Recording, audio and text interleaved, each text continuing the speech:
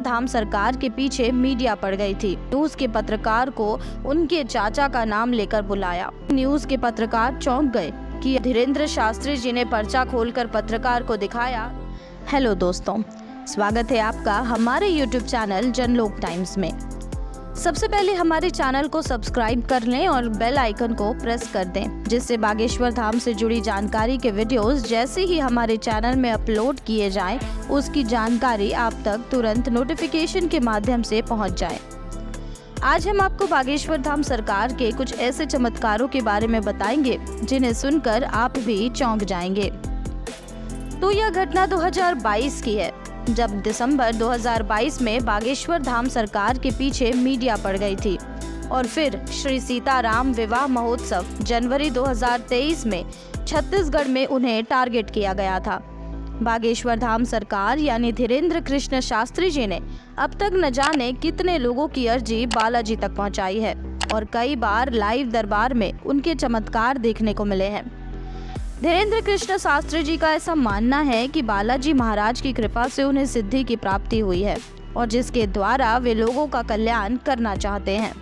लेकिन जब पत्रकारों ने धीरेन्द्र शास्त्री जी के ऊपर अंधविश्वास फैलाने का आरोप लगाया तो धीरेन्द्र शास्त्री जी काफी क्रोधित हुए। काफी समय से बागेश्वर धाम सरकार को अंधविश्वास फैलाने के लिए न्यूज चैनलों में टारगेट किया जा रहा था।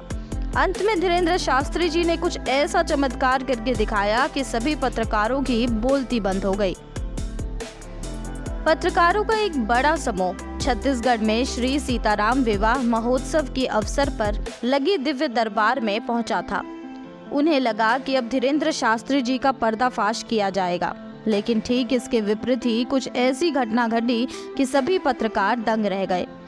जब 2023 में श्री सीताराम विवाह महोत्सव के समय पत्रकार दिव्य दरबार में पहुंचे तो धीरेन्द्र शास्त्री जी से उनकी सिद्धियों का प्रमाण मांगने लगे। पहले तो बागेश्वर धाम सरकार काफी दुखी हुए, क्योंकि वो नहीं चाहते थे कि किसी के कहने पर वो अपनी सिद्धियों को दिखाएं।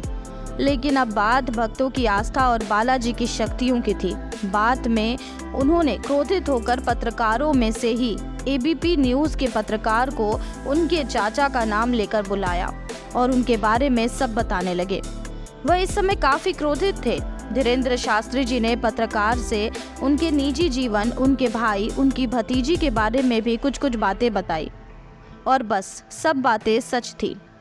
एबीपी न्यूज के पत्रकार चौंक गए कि आखिर धीरेन्द्र शास्त्री जी को उनके बारे में इतनी अधिक जानकारी कैसे है।